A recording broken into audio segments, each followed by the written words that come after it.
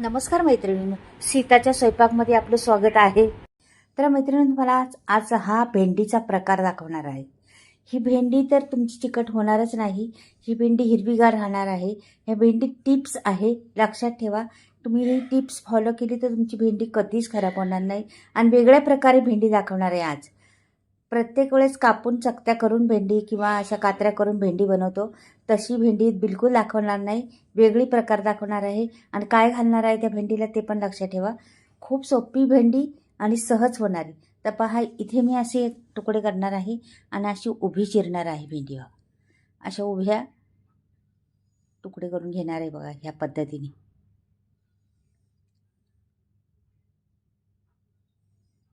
अशा पद्धतीने सगळ्या भेंड्यांची मी, माझ्याकडे आता पाव किलो भेंडी आहे, त्या पाव किलो भेंडीचं मी असे तुकडे करणार आहे. मागचं पुढचं कापून टाकायचं आणि पुढचं मधला भाग घ्यायचा आपल्याला. ते बी किडीचं असलं तर पाहायचं. मी भेंडी स्वच्छ धुवून घेतली होती, पहिली चाळणीत निथळायला ठेवलेली, नंतर भेंडी काढली ती आपल्याला. तर पहा, तुम्ही अशा प्रकारे करायची. तुम्हाला पुसून घ्यायची असली तर घेऊ शकता, नसली पुसून घेतली तरी अशीच ओली असली बाहेर तरी चालेल, काही प्रॉब्लेम नाही, ती सुकून जाते आपाप. तर पण अशा दांड्या करायच्या, त्याच्या लांब लांब खापा काढायच्या आणि त्याच्या स्लाइस करून घ्यायच्या अशा. हे पहा, वेगळा प्रकार आहे. खूप छान लागते ही भेंडी आणि हिरवी राहती भेंडी, काळी पडत नाही भेंडी, चिकट होत नाही. म्हणजे बरेच प्रकार आहेत आणि कमी सामग्रीत कशी भेंडी बनवायची ते पण दाखवणार आहे. म्हणजे हे टिप्स आहेत, फॉलो करा तुम्ही. तुमची भेंडी कधीच खराब होणार नाही. आणि भेंडी नसन खात कोणी तर ते ह्या पद्धतीने जर केली ना तर आवडीने भेंडी खाणार. तर पहा, मी कशा भेंडी करणार आहे.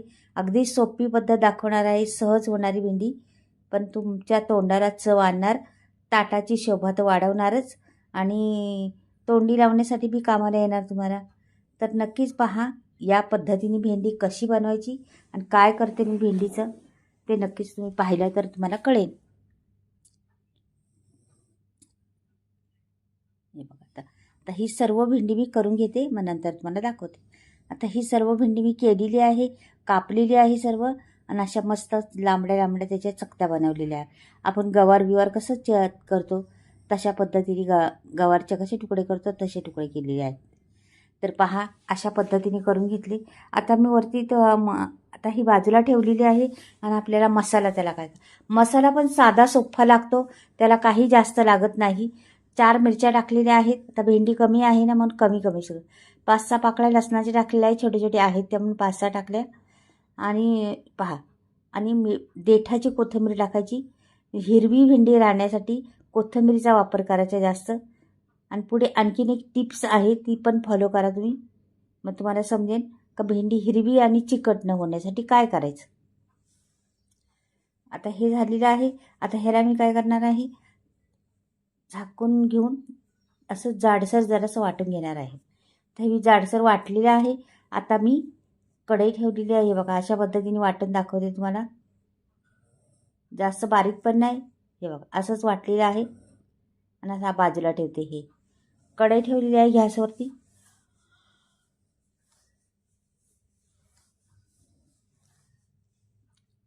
आणि एक पळीभर, छोटीशी पळी आहे तेवढे तेल पुरेसे आहे, का की थोडीच भेंडी, आपल्याला पाव किलोच भेंडी आहे, जास्त नाही.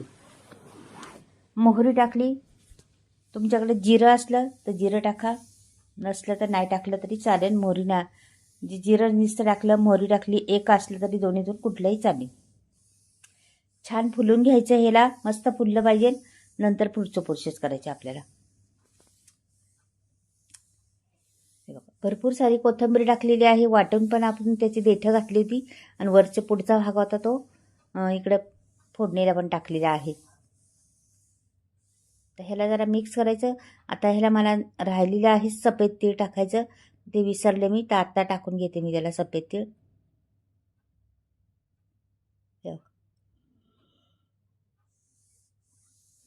असं बाजूला केल्यानंतर तेच तेल उरण ना त्याच्यात, त्याच तेलामध्ये हे सफेद तीळ टाकते. आता ह्याला बी छान फुलून द्यायचं. थोडंसं अगदी बारीक चमचा भरून मी तेल टाकले आहे, का की त्याला बी फुललं पाहिजे चांगलं ना, म्हणून.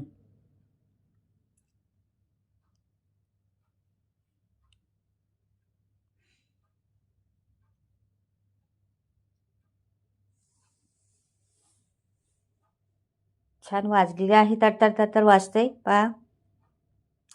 तीळ पण. आता हे मिक्स करते दोन्ही. तर हे वाटण वाटलेलं आहे ना आपण, ते टाकायचं त्याच्यात.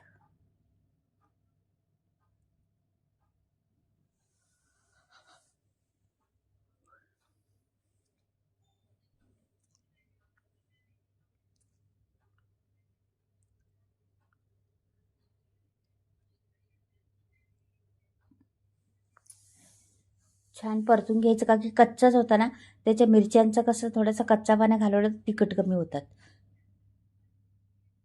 म्हणून थोडंसं परतून घ्यायच्यात आपल्याला. आणि आता ही भेंडी द्यायची सोडून त्याच्यात. एवढाच मसाला, ह्याला काहीच जास्त मसाला लागत नाही किंवा काहीच नाही. थोडीशी हळद टाकणार आहे मी नंतर.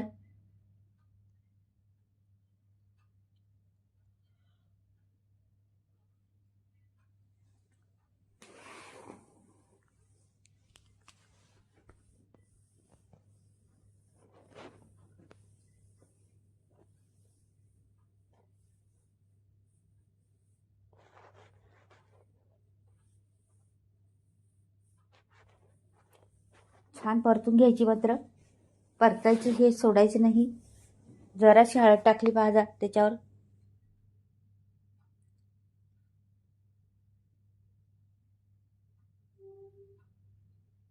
मीठ पण टाकायचे चवीनुसार. कमी भेंडी आहे ना, मग थोडंच मीठ टाका, का की भेंडीची क्वांटिटी खूप कमी आहे. तर हे मस्त हलवून घ्यायचे.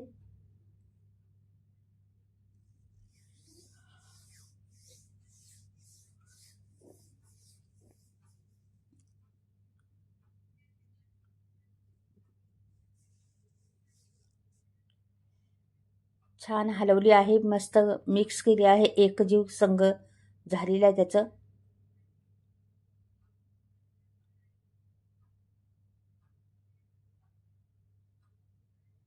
याच्यावर मला फक्त अर्धा मिनिट झाकण ठेवायचे, जास्त नाही.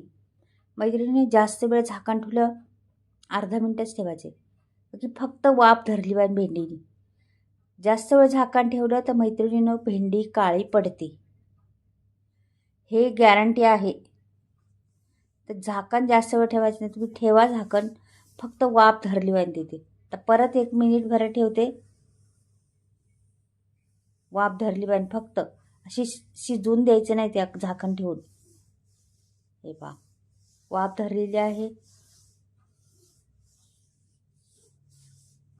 आणि भेंडी झालेलीच आहे आपली, पाहता मोकळी फडफडीत एकदम मस्त शिजली आहे भेंडी.